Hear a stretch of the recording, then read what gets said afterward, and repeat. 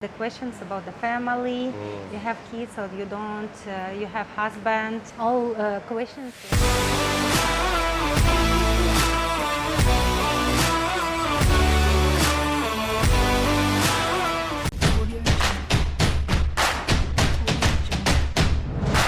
Halo pemirsa, bertemu lagi bersama saya Naga.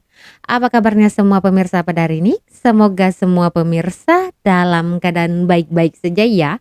Baiklah pemirsa, dari tahun 2003 sampailah sekarang ini, saya akui saya banyak sekali mengalami perubahan pada diri saya selama hidup di Malaysia ini. Jadi, kalau dulu ya dengar suara horn itu kayak biasa aja, tapi selama tinggal di Malaysia dengar suara horn walaupun itu pip itu kayak sensitif ya kan. Jadi terbawa karena sudah terbiasa oleh lingkungan di Malaysia ini bahwa orang-orangnya memang tidak suka membunyikan horn ya. Jadi kalau dulu saya tidak kenal yang namanya sambal budu, tapi semenjak saya tinggal di Malaysia saya tahu bagaimana rasanya ya. Kalau saya tidak masuk ke Malaysia ini saya tidak akan kenal yang namanya nasi kerabu, dan saya tidak tahu betapa nikmatnya durian musang king ya kan, karena itu adalah durian yang paling famous di Malaysia ini. Nah, itu perjalanan hidup saya dan cerita saya. Bagaimana pula ini dengan foreigner lain? Apakah kisahnya sama seperti saya? Jadi ada satu video seorang foreigner yang tinggal di Malaysia. Dia bercerita tentang hidupnya 13 tahun di sini. Dan pastinya ada perubahan yang dialaminya ya kan, seperti saya. Seperti apa videonya? Jom kita nonton saja. Yang belum subscribe channel ini tolong di subscribe ya, kita support. We've done like a durian party on my balcony. Meet Madina. She moved to Malaysia from Kazakhstan in 2009 and now runs several businesses around the world. She shared her top secrets on how to gain the trust of Malaysians, how to become a durian lover as a foreigner, and why she still doesn't hold Malaysian PR. I'm Max, entrepreneur and YouTuber from Singapore. Let's dive in. What's the three best things for you about Malaysia? Food. I stayed here 13 years. The first 8 years I ate only my food and Chinese food, because the Chinese food is similar compared to Soviet Union food. After 8 years I recognized that I want to try something else. Then I fall in love to Indian food. It's amazing because it's a mixture of the spices. In the end, I start to love the Malay food. Wow. The Malay food also, when you understand the taste, later on you want to eat it again and again. Oh. After 10 years, I understand the durian.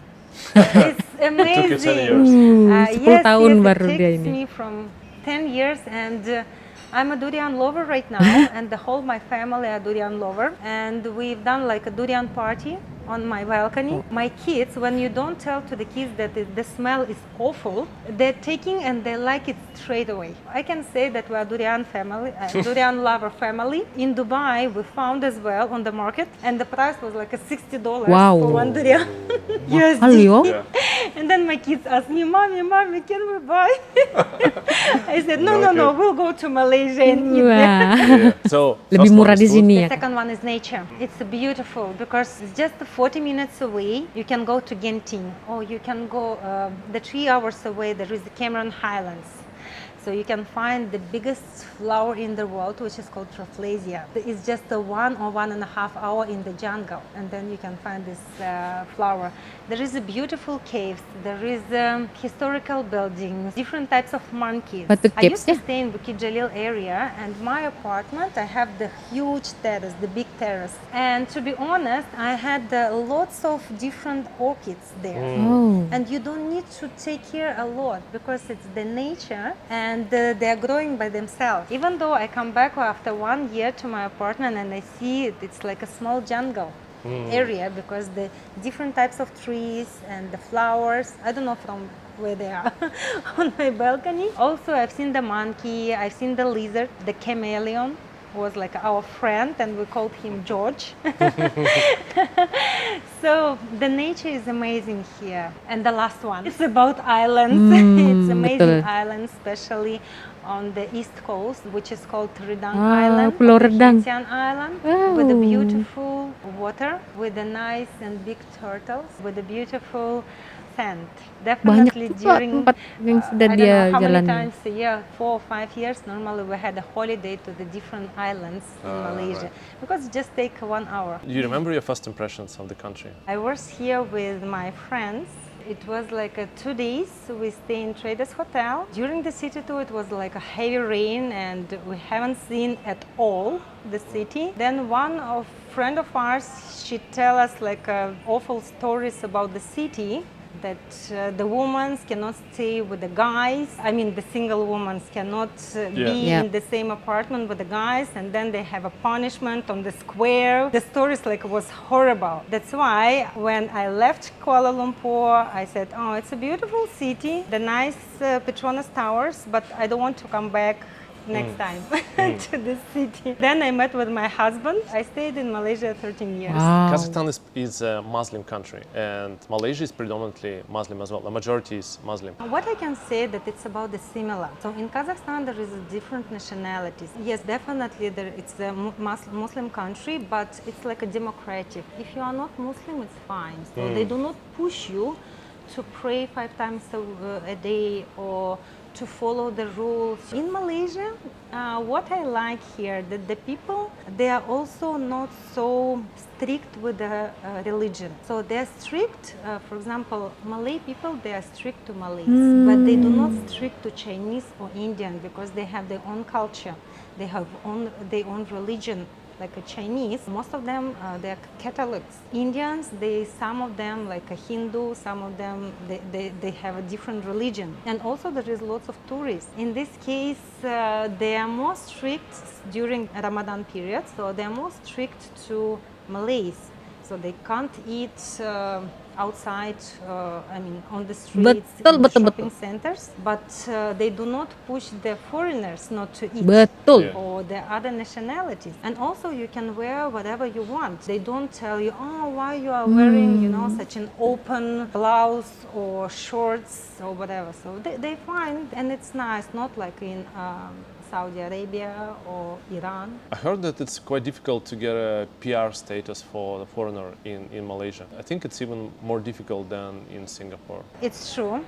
So in Malaysia, my husband, he used to stay 25 years. In the end, they asked him, you should apply for PR. But to apply for the PR, you have to spend a lot of time. You have to bring so many documents, and then you should bring from one immigration department to another department, and then normally it takes like, I don't know, years to get this PR. The foreign girls who is married to locals, so even though they cannot get the PR easily, they have to apply and bring lots of documents and wait, and there is some kind of procedure, the difficult procedure. I know the girls who is living here like 15 years with the local husbands, and they still don't have the PR. For a few years, you were doing business in Singapore, and it's still like part of your business is in Singapore. What's the biggest difference for you, like Singapore and Malaysia? The first, definitely, it's a currency. It's 3 times more expensive in Singapore compared to Malaysia. For example, in Kuala Lumpur, you can buy an apartment here nearby the KLCC. The prices starts from like 2 million ringgit, which is 500,000 USD. Approximately. In Singapore, if you want to buy the apartment nearby the Singapore River, I mean in the city as well, in the center, the prices become like a 2.5 million Sing dollars, which is 2 million. So it's a 3-4 times more expensive. Mahal. To buy the cheapest apartment, which is not inside, so it's on the neighborhood, so the price like a 500,000 Sing dollars. Other expenses as well. So if you have the family, so it means your expenses increasing for the kids' education, for the kids' activities, definitely the whole living expenses. So to stay in Malaysia, I mean to have the good car, to have the good apartment, and send your kids to international school, I mean, with a good living in Kuala Lumpur, you need approximately, for example, 7 to 8K. If you have a 10K, so it's a really good living in Kuala Lumpur. USD or USD. SGD? Yes, I'm USD. Oh, itu talking udah about the lebih USD. itu. For how many people? Boleh lebih murah lagi. For example, 2 plus 2, 2 adults and 2 2+2. kids. Yeah. This 5,000, it's enough. But if it's a 10K USD, so it means you can feel that you're like a rich person. In Singapore, to have the same feeling, you should have like a starts from 30,000 USD and more. And even though you don't feel that you are a rich person, because to buy the cars in Singapore, it's another challenging. You are living in Singapore and you know it, yes, that the price starts from 100,000, Wow. 20,000 Sing dollars just Yeah. for normal Toyota. In Kuala Lumpur, you can buy for this money the nice BMW. Can you compare like the way of doing business in Malaysia and in Singapore in terms of like, let's say, business communication? It's more difficult to communicate in Singapore. Is it? They're Why? like a sharks. Ah, yeah.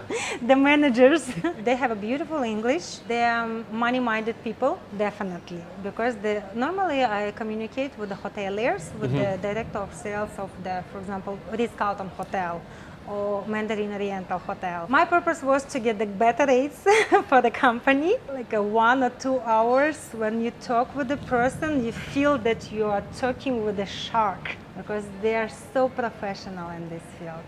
In Malaysia, the people more softer. Yesterday, I have spoken with one of our partner and she told me that, you know how to get my positive reply? I like to eat, so you can feed me well.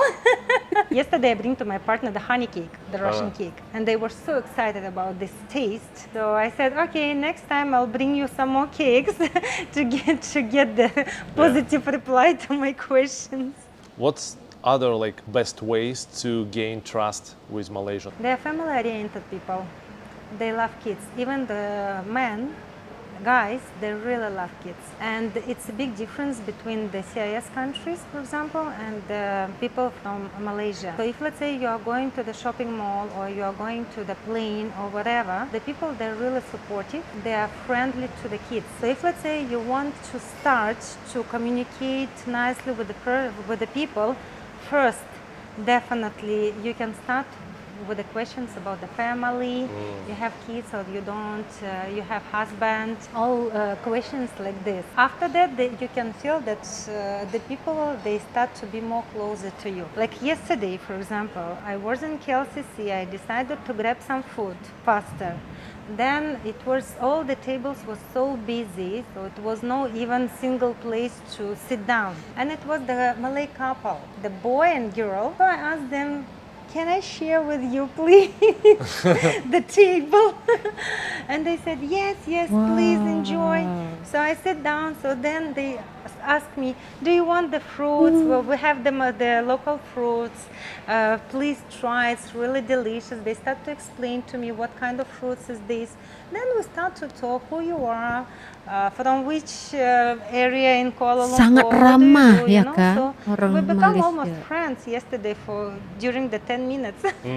They are so open. The people are really open. What's the like big no-no in Malaysia? What you wouldn't want to discuss with people or that you don't want to do, like being in Malaysia as a foreigner, let's say? Immigration.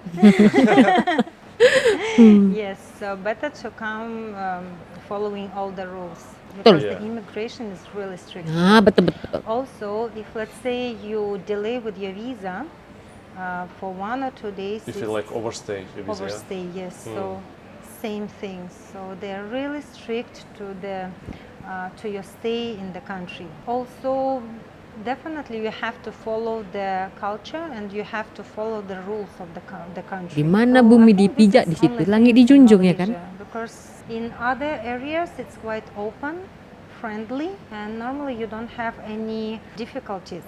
Even though on the road, for example, if you are driving the car, I never paid fine. To be honest, for these 13 years. Why? Because you always can negotiate and explain to the policeman why you overspeed or why you're talking their phone. So, and it's really nice that you can communicate with the people and they understand why. The most tough part for me is immigration. Do you think you changed as a person after these 13 years in Malaysia? Sure. definitely. I'm more patient. I'm more calm. I'm not so stressful. And I understand that I start to smile more compared to our countries because I can see all the people are smiling here. Maybe because of the weather. When there is not -30, Oh. definitely you feel better. If you like Well, 13 tahun pastinya sudah merubah dirinya. Yang tadinya katanya ya kayak nggak sabar, tapi semenjak tinggal di Malaysia dia menjadi orang yang sabar ya. Karena pengaruh lingkungan juga. Rakyat di sini kan kita tahu mentality kesabarannya itu tinggi banget. Ya, buktinya aja seperti di jalan raya jam panjang macam itu pun boleh sabar ya. Dan kalau di kedai makan beratur tanpa ada bising-bising, dan apa yang dia pesankan itu sebenarnya benar ya. Karena kalau kita di negara orang itu pastikan kita mengikuti undang-undang dan mengikutilah ya, mematuhi peraturan yang ada di sini. Jangan sampai kita jadi ilegal. Kalau kita jadi ilegal di sini sama aja kita tidak menghormati negara yang kita datangin ya kan. Kok tiba-tiba emosi karena apa? Sekarang ini lagi viral ya, di mana-mana itu berita rakyat asing atau warga asing itu buat demo sana, demo sini, demo situ. Padahal warga negara Malaysia sendiri tidak pernah buat demo. Tapi kenapa pendatang ya, walaupun saya ini pendatang, saya menyayangkan sekali ya kejadian-kejadian seperti itu, di mana warga asing demo di negara orang itu gimana coba. Jadi apa yang saya nilai ini dia cerita tentang yang ya orang kayangan ya, karena apa yang dia bilang tadi kalau mau tinggal di Malaysia minimal itu 7.000 USD itu ya kan harus ada di pocket. Sebenarnya masih bisa murah lagi Miss ya, masih bisa murah lagi sis ya kan. Itu tergantung dengan keperluan kita sendiri sih ya. Mungkin dia ini udah terbiasa hidup di Kuala Lumpur sana, kita tahu ya di Kuala Lumpur sana itu gimana ya dengan sewa rumah. Tapi setahu saya kalau 2.000 ringgit Malaysia untuk sewa rumah di KL itu udah termasuk murah ya pemirsa, dibandingkan dengan di Singapura ya kan. Oke, jadi begitu saja di video hari ini ya pemirsa. Saya jujur memang siapa saja yang tinggal di Malaysia ini pasti mengalami perubahan. Yang tadinya ganas kayak saya ya kan, suaranya suka kasar, ngomong kasar gitu, barbar gitu, tapi semenjak hidup di Malaysia ini terbiasa ya, karena kalau ngomong kasar-kasar, keras-keras gitu kayak malu sendiri di Malaysia ini ya kan. Karena majoritinya orang di sini sangat beradab. Begitulah penilaian saya ya pemirsa. Jangan marah kalau kalian menilai tidak sama ya kan. Itu kan penilaian saya karena saya tinggal di sini 2003 sampai sekarang, walaupun ulang-alik Indonesia, tapi saya tetap menilai ya, mendapatkan adalah perbedaan antara kampung saya dan juga Malaysia ini. Oke, jadi begitu saja di video hari ini, sedikit dan banyaknya dalam penyampaian dan komentar saya. Kalau ada yang tersalah saya mohon maaf ya pemirsa. Kita berjumpa lagi di video selanjutnya. Saya Borunaga, terima kasih, bye bye.